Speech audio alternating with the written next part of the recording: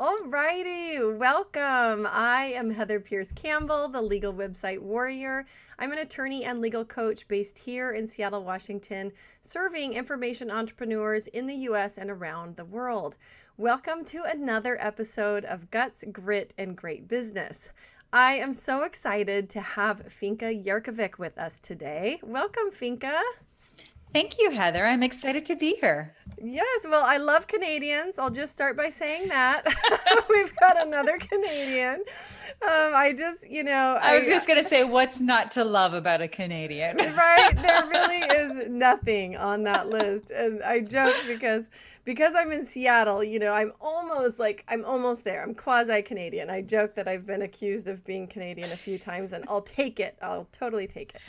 It's so funny. I'll go out and I'll do presentations or trainings, and I won't say where I'm from, but literally within the first, I'd say 3 minutes, I will say the word about. And then they're like, "You're Canadian." Ding, ding, ding. Totally.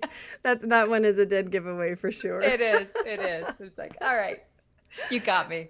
Oh, I love it. Well, welcome to Finka. And for those of you that don't know Finka, Finka is an author, international speaker, workshop leader, and coach. As president of Finka Communications, Inc., she consults with clients in areas of personal branding, leadership, sales, client experience, and employee engagement. She brings over 2 decades of experience in corporate Canada in the financial services industry with an expertise in sales, leadership, communication, and coaching.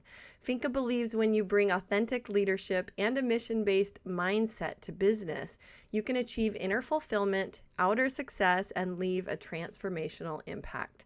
Her book, Sell from Love, Love Yourself, Love Your Client, Love Your Offer, released November 2020, hit Amazon's #1 bestseller list and was listed as a hot new release. She lives in Canada with her husband and daughter on their 85-acre nature oasis, where you'll find them living a farm-to-table lifestyle, brewing up essential oil blends from their lavender field, riding horses, and beekeeping. Finka, I love that. You and I were just talking about you living on a farm, which is kind of blowing my mind because we were also having a laugh about the constraints of COVID and everybody wanting more space. But I didn't know about the essential oils. That's really fun. I know. I didn't know. So we had moved up here back in 2015. So we're in our 6th year. I'm a born and bred city girl. And in 2015, my husband, it was a couple years in the making, but we would talk about, let's just like sell the house, leave the corporate job. He had a business in the city, and let's just move out to the country and just get ourselves some land.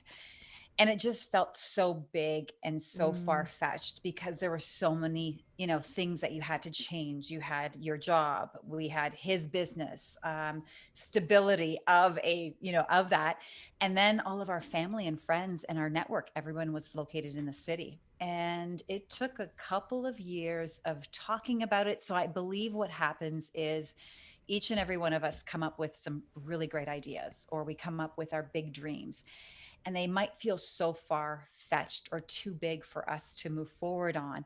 But if we keep talking about it, and if we keep impressing it on I'm going to say on our brains catch up to it, so it doesn't start feeling as scary.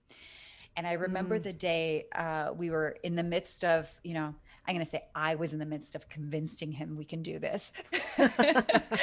And I remember the day I was looking on real estate listings and finding properties. And there was this particular property that I'm like, this is like, let's try it. Let's just put an offer on this one and see what happens.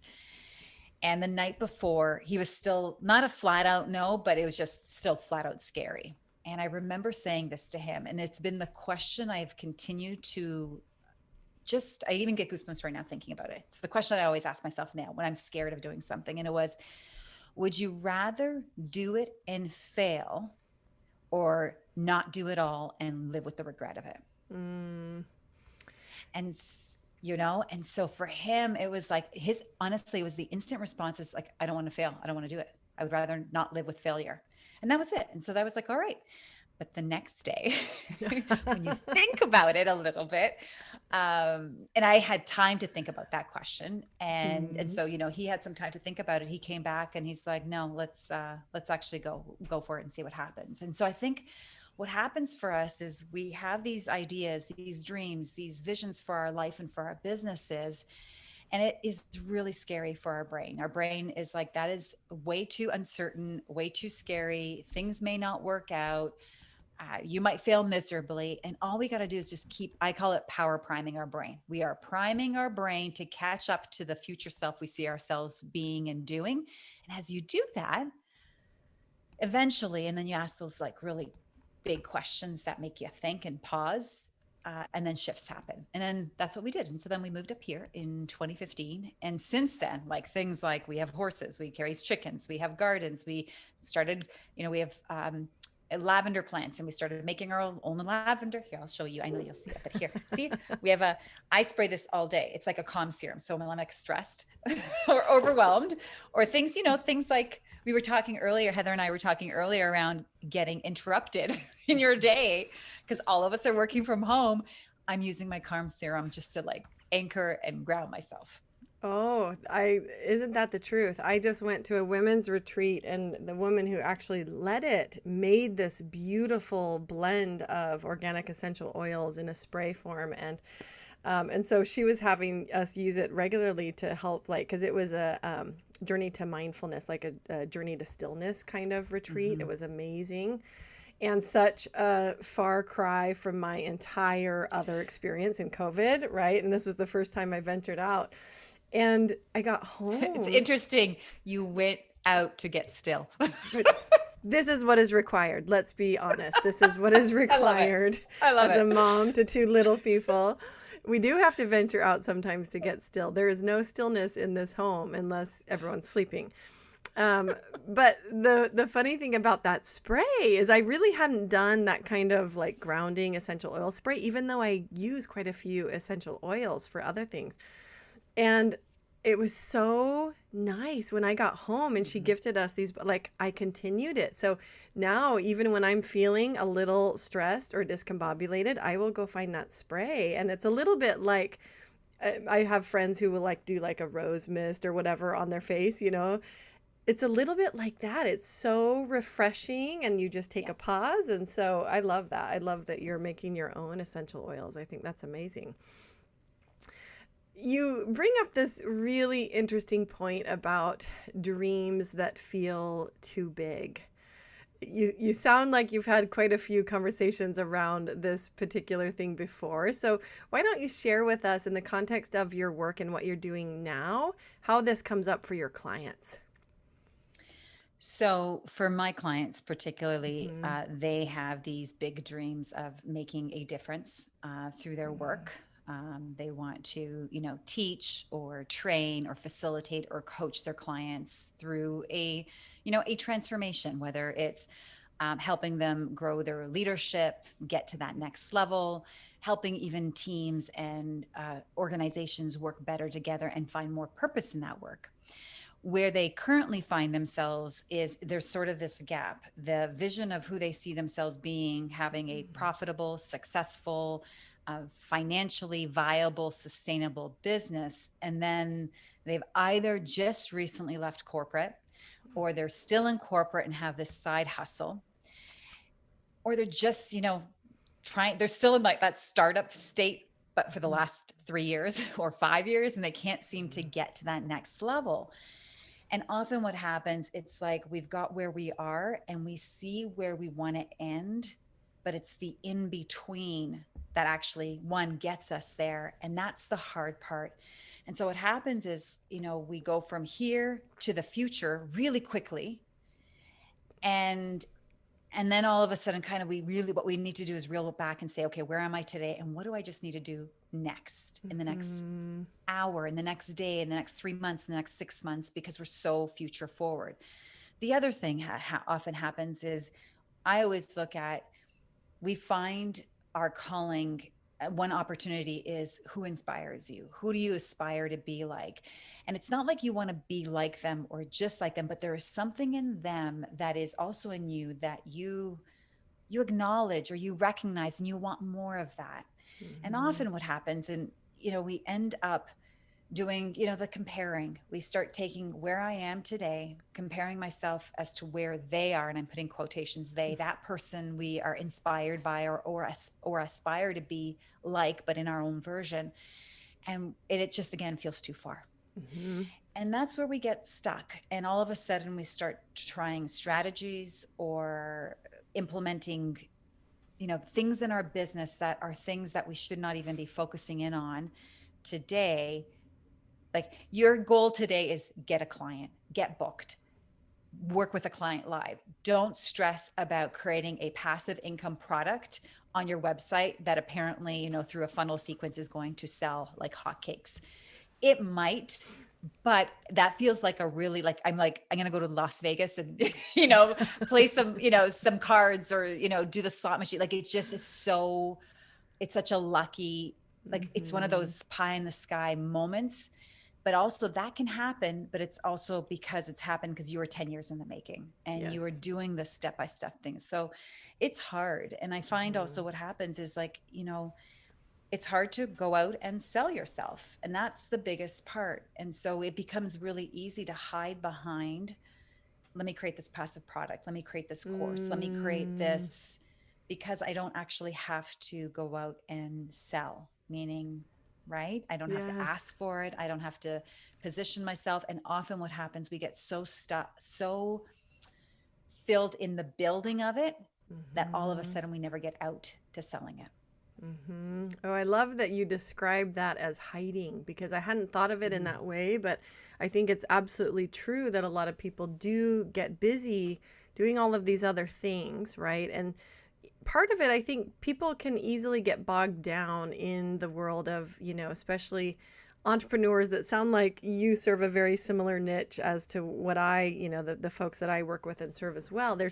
You see people doing so many things. And what you haven't witnessed is the full journey to get there and what it took to have the demand to create that product that is a more automated or, you know, um, hands off product because they'd already created the demand or the marketplace for it Mm-hmm. versus people who are doing the reverse. And I think there's a lot of truth to that piece about hiding the selling yourself. And I know I spent some time on your website and this piece about like really embracing what makes you unique, right? I think that step in entrepreneurship and especially building personal brands, building small businesses around, because most of the folks that I serve, I would call them really service oriented people, coaches, consultants, online experts, educators, speakers, authors.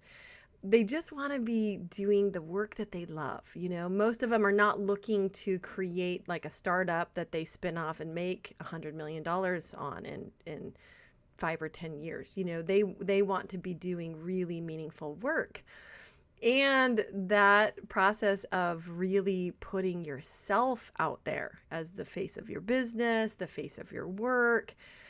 Talk to me about how you get people to, first of all, see what it is that makes them uniquely them, right? Because I think we can get stuck even in the seeing ourselves accurately.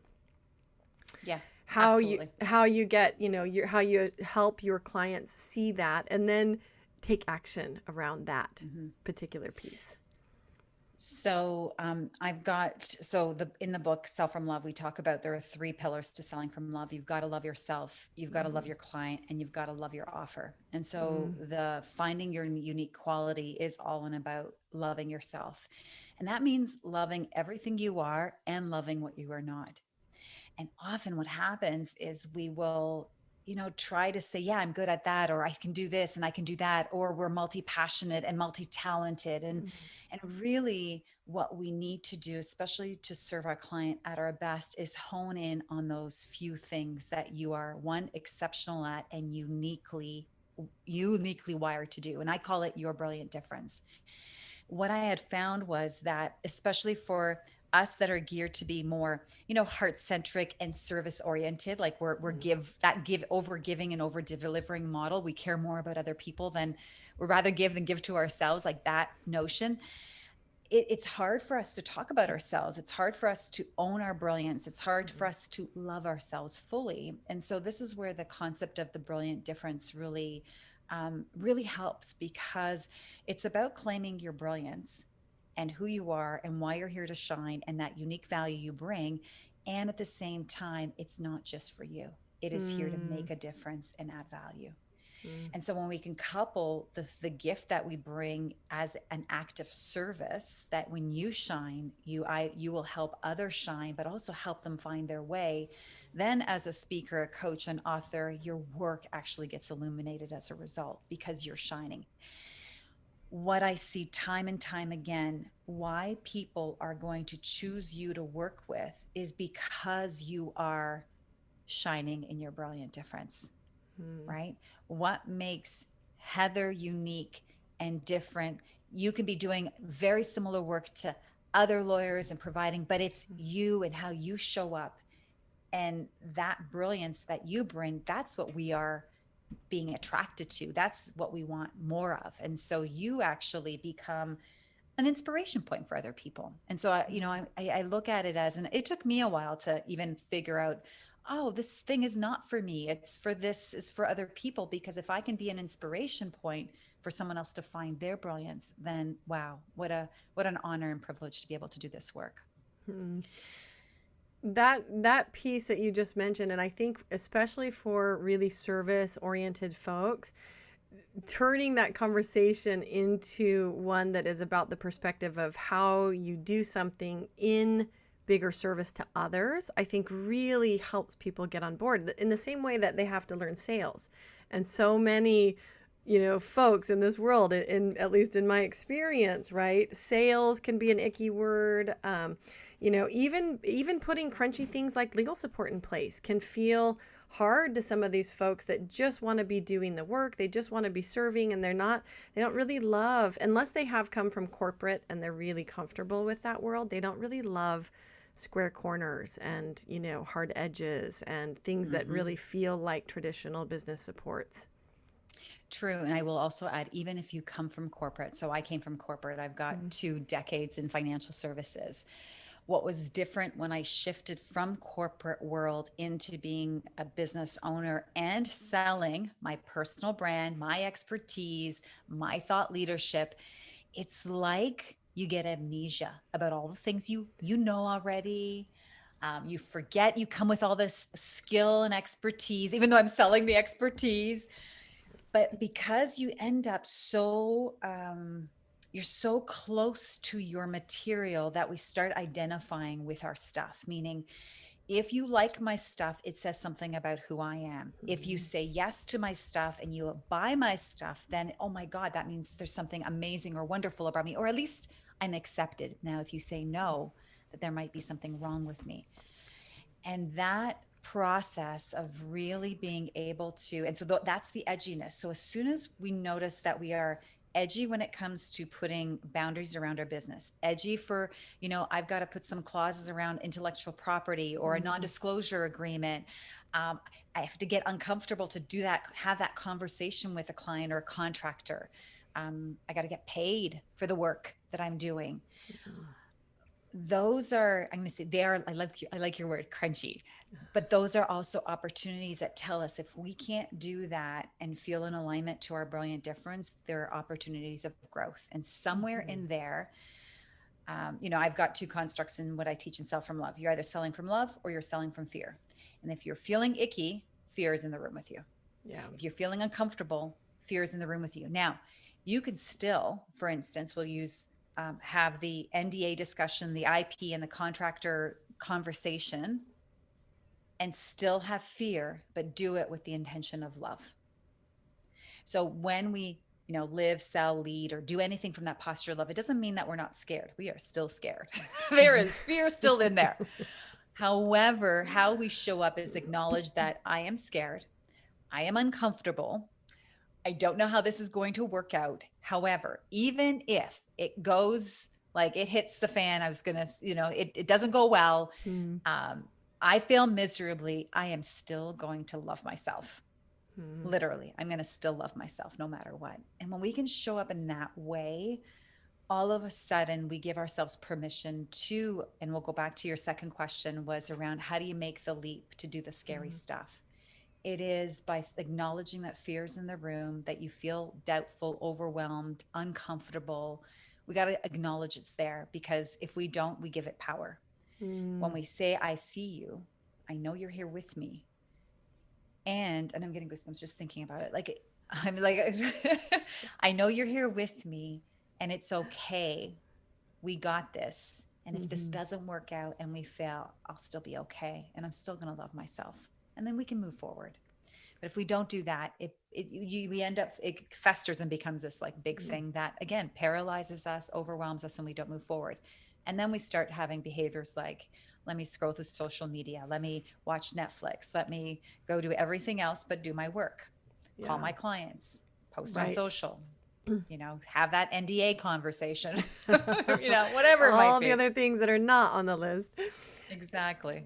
I'm curious, do you work with primarily women? Do you work with both women and men? It depends on the environment. So in my Mm-hmm. corporate work, it's both men and women. Mm-hmm. In my individual work, I work with coaches and consultants and advisors, mostly women and heart-centric, Mm-hmm. spiritual men, if I can put it Mm-hmm. that way.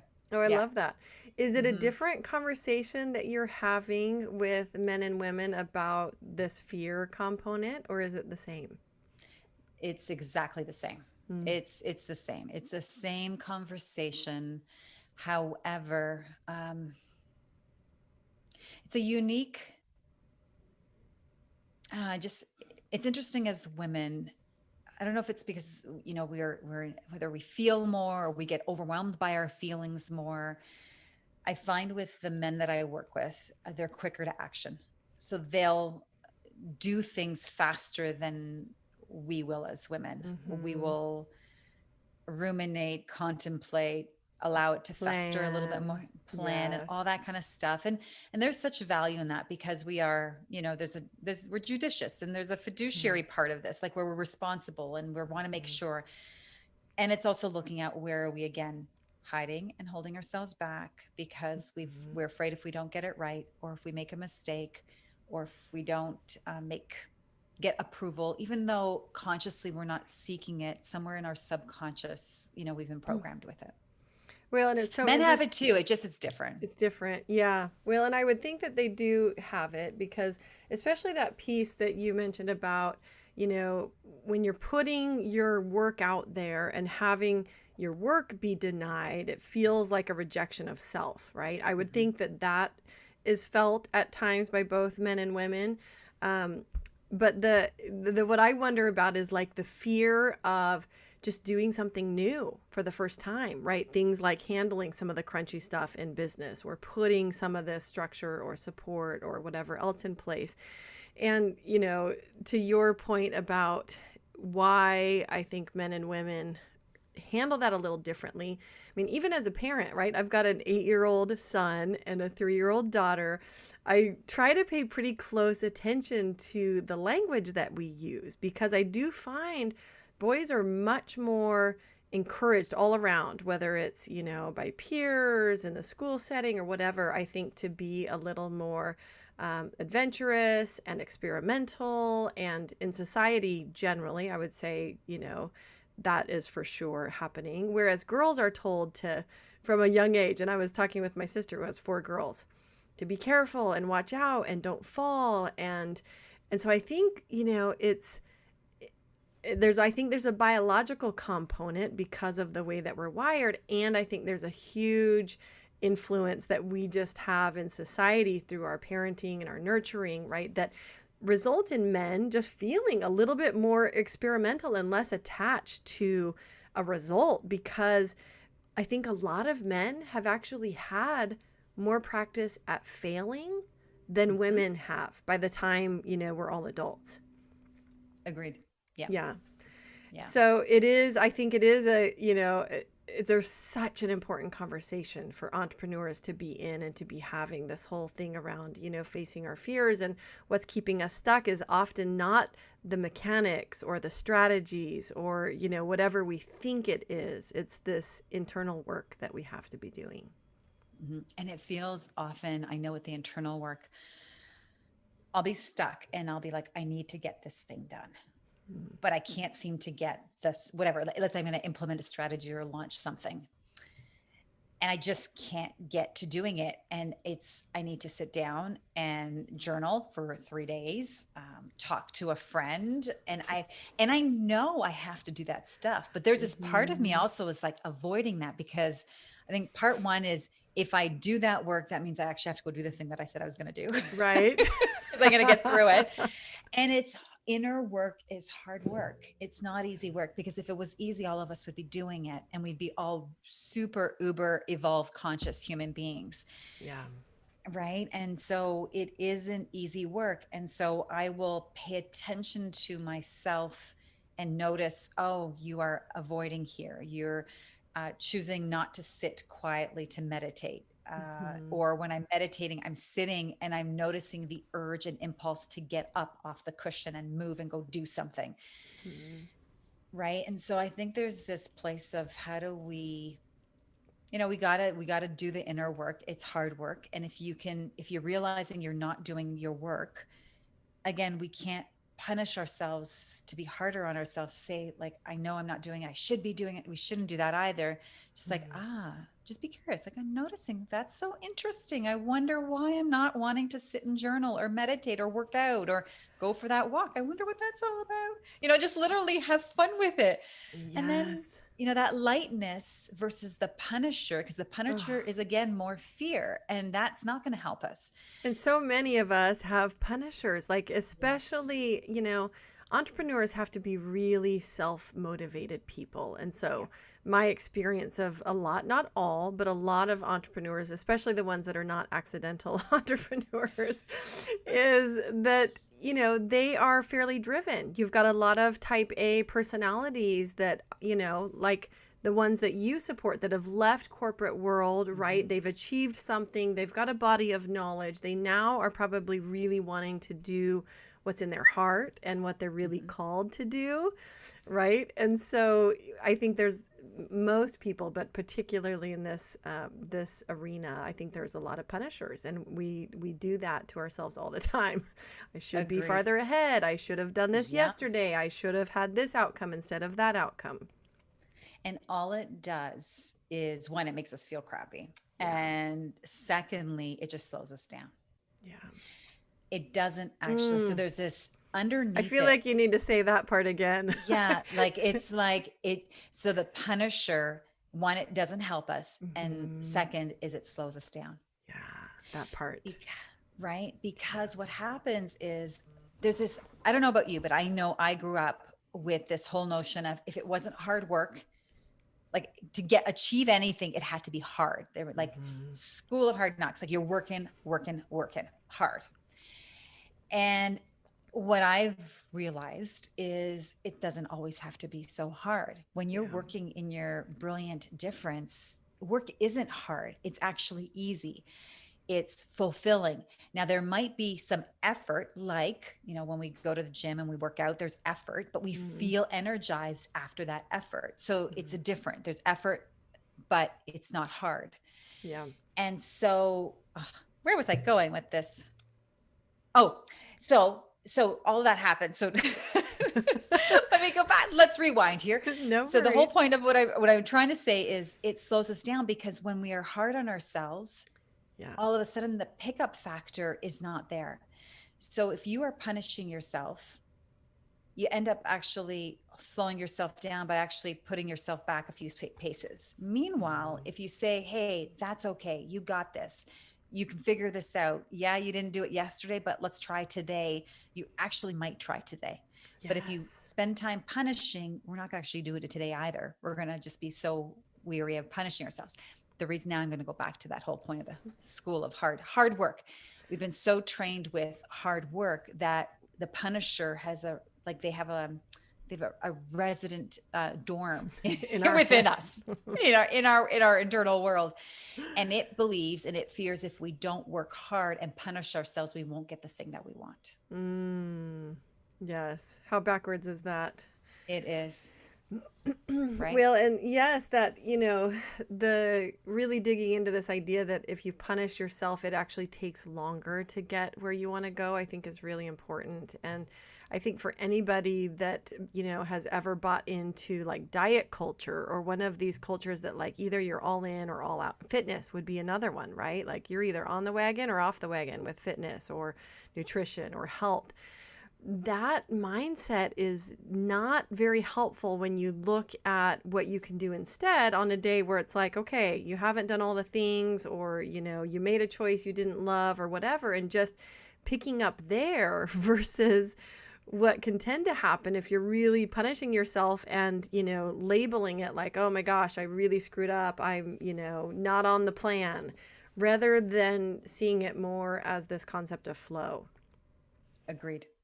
I'm unlearning all or nothing. Continue Yes. to learn all or Yes. nothing. That's I it. have The that all or nothing program, culture. all or nothing. I got that. Mm, I got that wiring in me. It's all or nothing. I'm mm. either in, or then it's like, all right, then what's the point? Yes. And so, so it's been years of trying to unlearn. And I think it's the Buddha's way. It's kind of like the middle way, where Mhm. it's not so much all of one thing, either on either spectrum.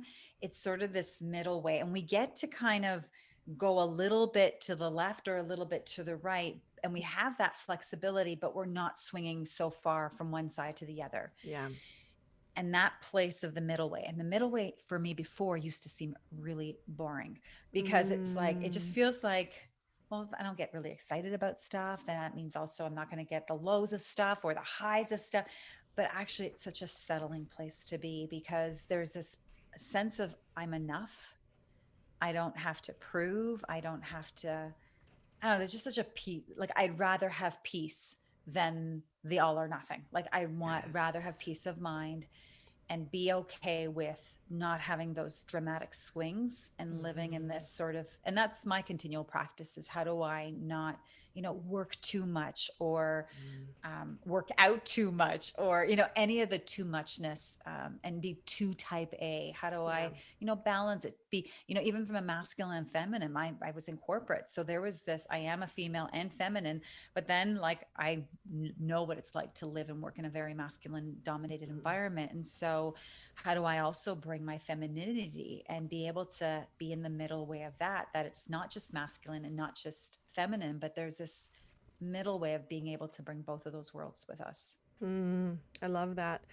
Share with us a little bit about your journey leaving the corporate world. What did that transition look like? What prompted you to do that? How did you know you were ready? It sounds like you serve people who are doing that or have done that, right? So many Mhm. people walking that same path. Talk to us a little bit about that part of your journey. So for part of the journey was, I started my practice back in 2013, and so I had a couple of years of having this side hustle, and I would literally take my vacation time at work, evenings, weekends. If I had to go do a conference or a keynote, I'd literally like, take I have 4 weeks of vacation. I'd take vacation days to get on a plane to, go to Nashville, do my presentation for 2 days, and then come back. And so I did that for a couple of years. And for when we had made the decision, especially when we made the decision to move out in the country, it was this sense of, I wanted to, I'm going to be completely honest. I wanted to quit my job. I wanted to Mm. quit the 6-figure job. I wanted to stop commuting. I had this idea in my head of what my work would be like. And I really wanted to follow that dream. And then my husband, who I love dearly, um, you know, you can't quit your job. Like, we got a mortgage and we got bills and we've got daycare. And it's like, yeah, but I want to quit my job. I want to follow my dream. And so Mm. there's this, and it's interesting how even in relationship, I'm the type of person that's just sort of the, let's just go after it. Let's just go do it. Let's just like, rip the Band-Aid off and let's go for it. And he's a little bit more cautionary and like, let's Mm. make sure we line things up. Let's make sure that we dot our I's and cross our T's. Let's make sure we have a little bit of a nest egg. And it was really of value because, when I finally made the decision, I'll tell you what happened in that moment, but I now look at reflect at our relationship, and it's like, I'm the type of person that gets us to the cliff and says, let's jump. And he's the type of person that says, hang on, honey, I'm just going to go down and check there's no sharp rocks and edges, make sure. And I have to hang out and wait. I might go check out with him. And then we come back to the top and then we make our leap. And that's the kind of thing that I think is important when we're making these big decisions, because when we're starting a business or when we're following our passion or a passion Mm, project, whatever that idea is that we want to do, our brain is wired to keep us safe. And mm, so it becomes even more important to create the safest container for your brain to not put you at risk so you spoil your passion project. And so mm, if I had, when I initially, like in back in 2013, decided let's quit the job, I may not be doing this today, because I would have been so in fear, because financial mm, my job was so dependent on the financial aspect that I had to earn to pay the mortgage. Where then a couple of years later, we had set ourselves up financially, all those things that mm. when I did make this decision, and I'll say we, because it was one of those moments, and I think this is when those things happen. I don't know about you, but I have my biggest ideas like when I'm washing the dishes, Right. vacuuming, or taking a shower. Like those are the three. It's like when I'm doing one of those things, breakthroughs happen. Anyways, I was washing the dishes and I finished washing the dishes and I looked at my husband. He was outside. He comes in and I'm like, I think it's time. I think it's time to leave. And I knew it was okay when he just said, all right. There was no Mm, resistance. There was mm, no, what do you think? Maybe we should this. There was none of that. And I think when we can come to that place of, I'm going to say that middle way again, that piece of a decision, even everyone around us is ready for it because we're in alignment in that decision. mm, And And again, I think the place that I was at was I wasn't running away from my corporate job, hoping to find fulfillment in my business and this dream job that I was going to make for myself. Because I think that's another important thing to notice, that if we are making decisions because we think it's going to be better over here, it's not, because the thing that you're leaving over there is actually going to come with you.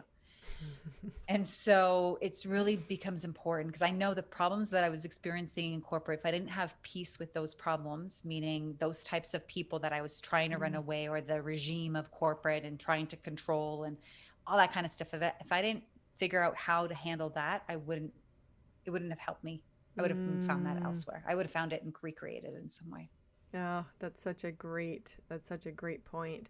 Well, and this idea that actually taking time, because I think our culture does a lot of disservice even around this concept of leaping, because there's all these heroic stories about, crazy leaps, like figuratively and literally, right? And as an entrepreneur, I think, we often have to take leaps of some size, but they don't have to feel like leaps if Mm-mm. we've done some of that work to prepare. And I think that, like you mentioned, is a better place to be, because when you do take the leap, you are going to, I would think, have a transition period that's not as rough, right? Yeah. You're not doing something out of desperation, it's out of significantly more thoughtfulness. Absolutely. Again, we can get everything we want. We can fulfill our dreams. The only thing we do, we got to make it safe for our brain to do so. Mm. Because the way our brain is wired, it is going to do everything it can to bring us back to the comfort zone. And so can I give you a quick exercise on how I make decisions now? Totally. Okay. Do you Totally. have a paper and pen? Absolutely. Okay, let's do this. Okay. So I want you to, and for those of you listening, the same thing. Either, you can do it after. You're going to draw a circle on a piece of paper. And in that circle, I want you to think of, um, let's say, I want you to, Heather, think of something in your business that's in your comfort zone that you are like, this is so easy, you can do it in your sleep.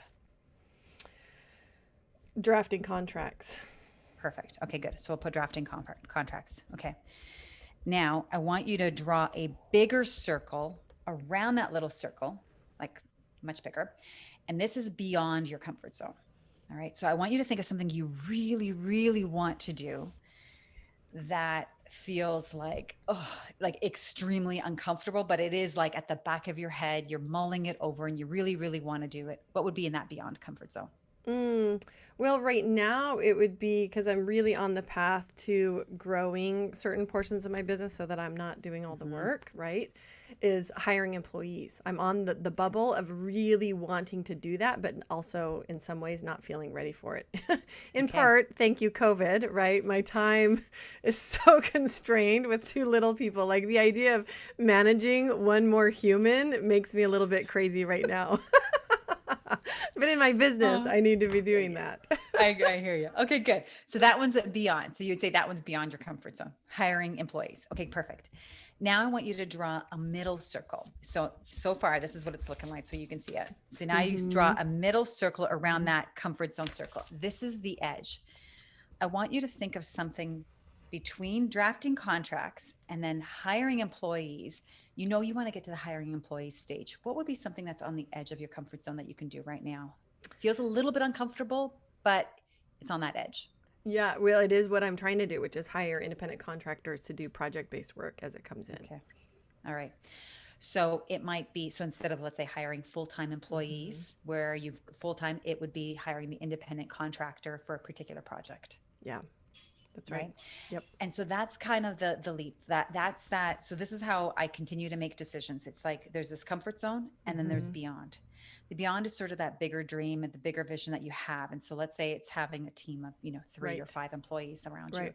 Well, what's the thing that you can do in between where you are now and where you want to go? It's hire independent contractors for big projects. And this I do for naming your brilliant difference. You do this for Mm-hmm. marketing. You do this for yearly planning.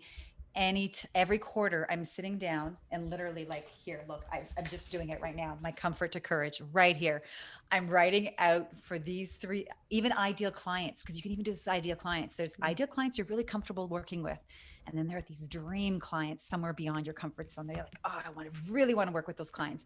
But then who's the bridge, who's in that Mm-hmm. edge that you can be Mm-hmm. start thinking about? I can actually work with those. They make me a little bit uncomfortable, my heart flutters a little bit, I get excited, makes me a little nervous, but I can actually make that one happen.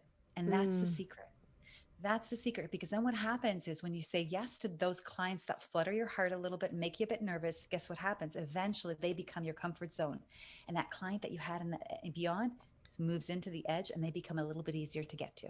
Mm. Oh, I love that bridge. I mean, I love the comfort to courage, that process and seeing the visual for folks that didn't see it, right? It's a series of circles and makes a lot of sense because you're right that living into the edge is a lot easier for most of us than living Mm-hmm. into what feels like a huge leap, right? So that's I think that's a really powerful way to always be thinking about what comes next and pushing to that edge.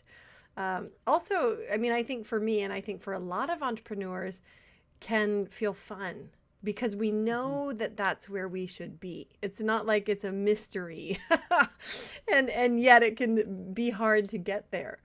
Um, Talk to me about how, and maybe it's something that you have been through yourself. Maybe it's like some lows that your clients have experienced. So much of, what I like to do in conversations on this podcast is help people with the decision making and have conversations around what it takes to get through times where we are making hard decisions. A little bit like what you just talked about, but specifically in times where we really have to dig deep and find grit and have a lot of courage to make certain choices.